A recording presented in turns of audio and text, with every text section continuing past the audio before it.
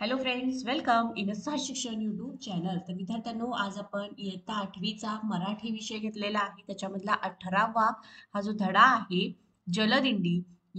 जलदिंडी या धड्याचा आपण संपूर्ण स्वाध्याय बघणार आहोत. तर याच्या आधीचे स्वाध्याय सुद्धा ऑलरेडी अपलोड केलेले आहेत. इयत्ता 8वी मराठी ही प्लेलिस्ट बनवलेली आहे. या प्लेलिस्टमध्ये जाऊन तुम्ही ते सगळे स्वाध्याय बघू शकता. चला, आता आपण पहिला प्रश्न बघणार आहोत. तर बघा, पहिला प्रश्न आहे याच्यामध्ये, खालील परिणाम कोणत्या घटना वा कृतींचे आहेत ते सांगा. ठीक आहे, त्यांनी परिणाम दिलेले आहेत आणि त्यामध्ये घटना आणि कृती कोणती आहे हे विचारलेलं आहे. ठीक आहे, हे आहेत परिणाम आणि इथे घटनावधी कृती दिलेली आहे. अ लेखकाच्या मुलाचा चेहरा करारी दिसू लागला. तर त्या पाठीमागची घटना किंवा कृती कोणती आहे? लेखकांनी मुलाला भिन्नट म्हटले. नेक्स्ट नदीचं सौंदर्य आणि पाण्याचं पावित्र्य काळवंडलं होतं. तर त्याचं काय येणार? पाण्यावर सर्व प्रकारची घाण पसरली होती आणि ती घाण कुजून पाण्यावर एक प्रकारची काळी साय पसरली होती. नेक्स्ट आहे इतर लोक आपली घृणा विसरले. तर त्याच्यामध्ये घटना किंवा कृती कोणती आहे? डोळ्यासमोरची जलपर्णी आणि तरंगता कचरा सगळ्यांनी बाहेर काढला. आता विद्यार्थ्यांनो, प्रश्न दुसरा, खालील आकृती पूर्ण करा. तर ही आकृती पाण्यातील प्रदूषित घटक कोणते कोणते आहेत विचारलेले आहेत. तर ते 4 घटक कोणते आहेत हे बघा. प्लास्टिकच्या पिशव्या हे पाणी प्रदूषित करतात.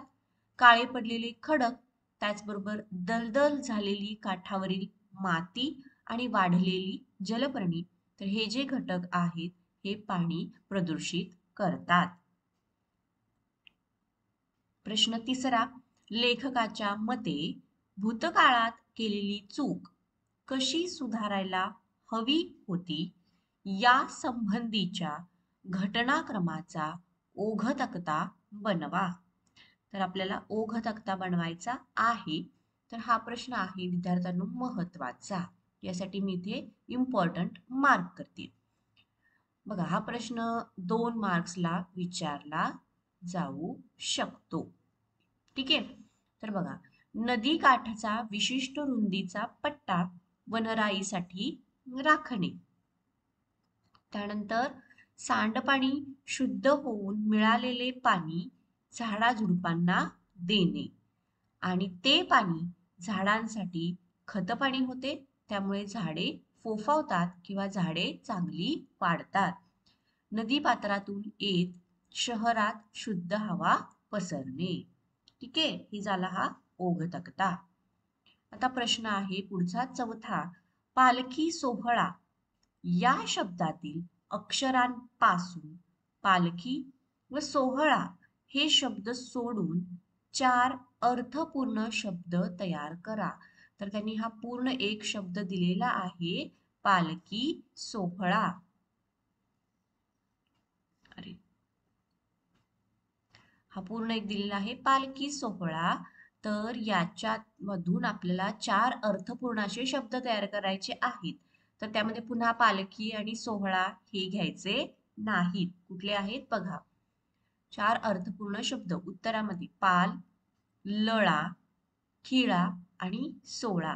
तर अशा प्रकारचे हे 4 शब्द तयार झालेले आहेत.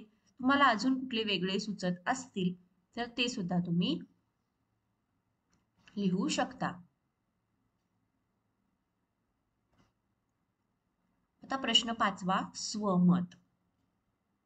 त्यामधील प्रश्न नदीचे पाणी प्रदूषित होण्यास कारणीभूत असलेल्या मानवी कृती लिहा. चला, आणि याचा आता आपण बघणार आहोत उत्तर. पाऊस जर अति प्रमाणात पडत असेल तर जलप्रदूषणाला मोठ्या प्रमाणात चालना मिळते. नद्या त्यांच्या मर्यादेच्या पातळीपेक्षा वर जाऊन जमिनीवरील धूळ, घाण, कचरा, टाकाऊ पदार्थ पाण्यात जाऊन नदीचे पाणी प्रदूषित होते.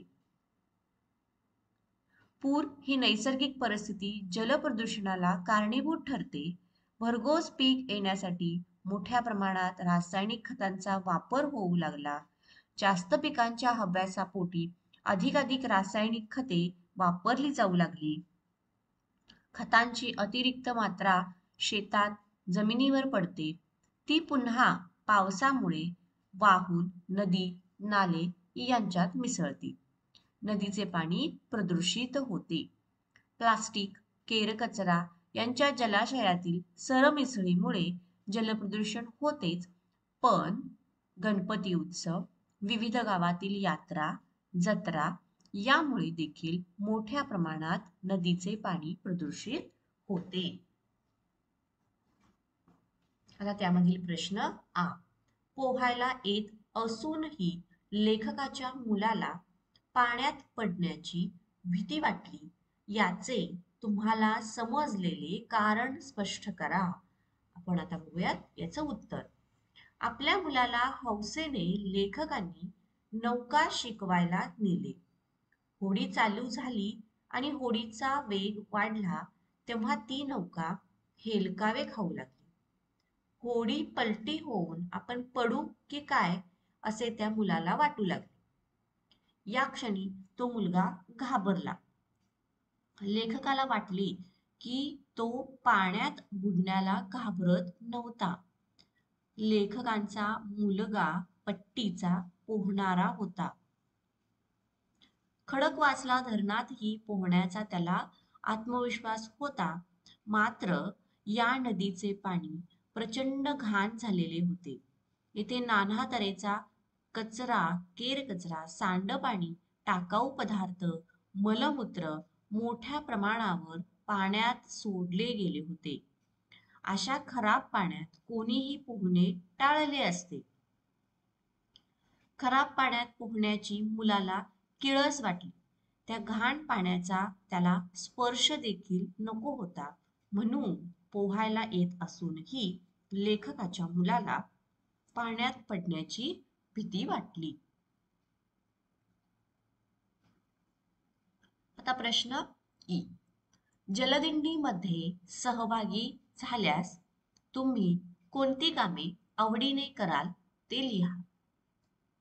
उत्तर आहे, जलदिंडीमध्ये सहभागी झाल्यास मी साफसफाईचे काम अत्यंत आवडीने करीन. मला साफसफाई करायला खूप आवडते. तसेच मला पोहता देखील येते. त्यामुळे नदीच्या पाण्यात काम करत असताना कोणता व्यक्ती बुडत असल्यास त्याला वाचवण्याचे काम मी उत्तम प्रकारे करू शकतो.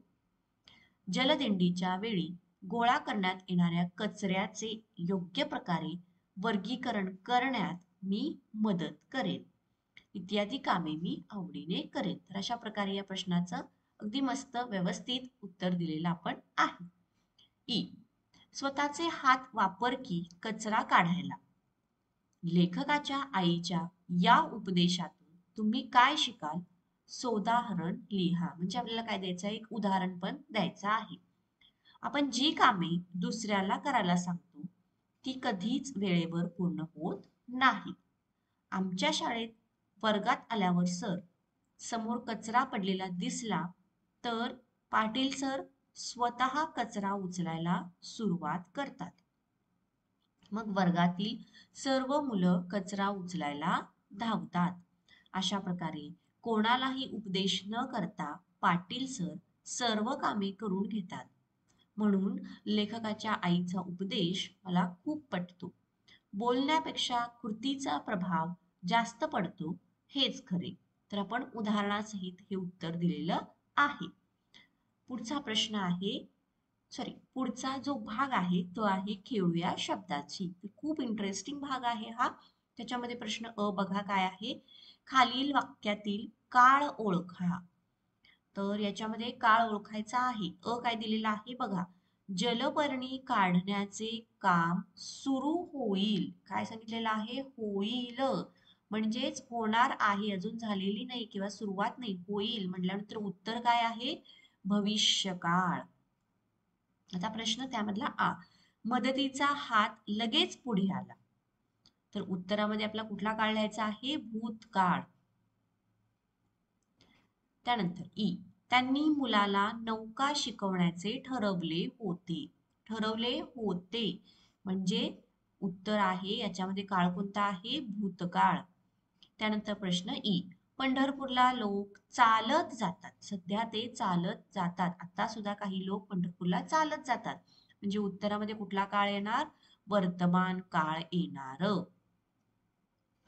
आता प्रश्न आ, खालील वाक्यांचा प्रकार ओळखा. वाक्याचा काय सांगितलेला आहे? प्रकार ओळखण्यास सांगितलेलं आहे. ते वाक्य होकारार्थी आहे, प्रश्नार्थी आहे, उद्गारार्थी आहे, हे आपल्याला ओळखायचं आहे. अ, पण तसा प्रयत्न यशस्वी होईल का?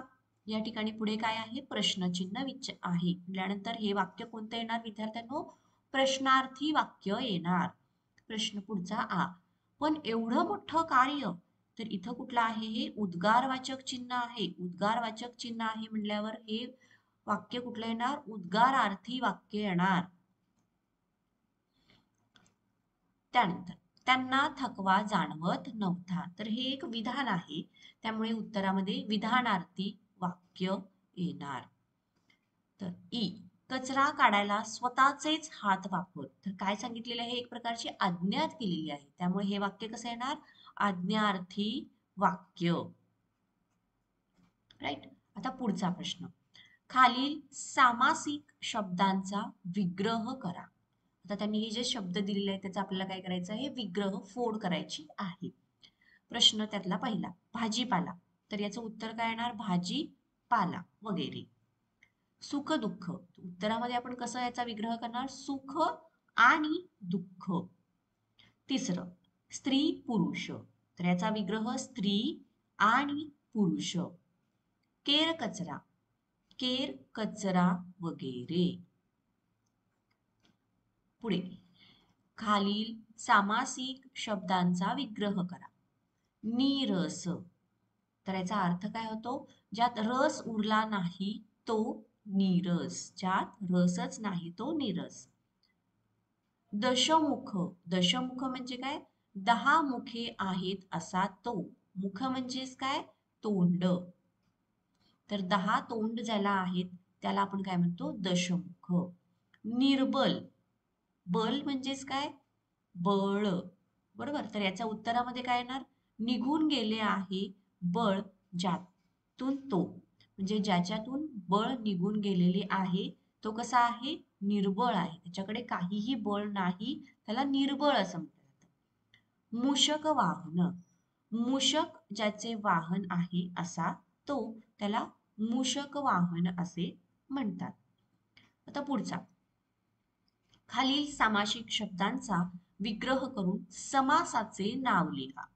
तर विग्रह करायचाच आहे, प्लस कुठला समास वापर आहे हे नाव लिहायचं आहे. तर त्यामध्ये सामासिक शब्द कुठला आहे? पहिला चहा पाणी. तर त्याचा विग्रह, फोड कशी होती? चहा पाणी वगैरे.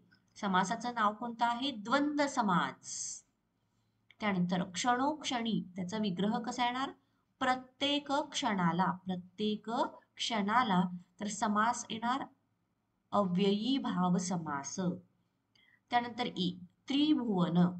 त्रिभुवन म्हणजे 3 भुवनांचा समूह. याचा काय विग्रह झालेला आहे? 3 भुवनांचा समूह. तर हा समास आहे तत्पुरुष समास. आणि ई, गजानन, ज्याचे आनन गजासारखे आहे असा तो. आणि हा समास आहे बहुव्रीही समास. तर विद्यार्थ्यांनो, हा होता आपल्या या पाठाचा स्वाध्याय. तुम्हाला व्हिडिओ आवडला असेल तर चॅनलला सबस्क्राईब करा आणि हो, व्हिडिओला लाईक करा. तसेच तुम्हाला या व्हिडिओमध्ये काही डाऊट वाटला लगेच कमेंट करून विचारा. थँक्यू. बाय.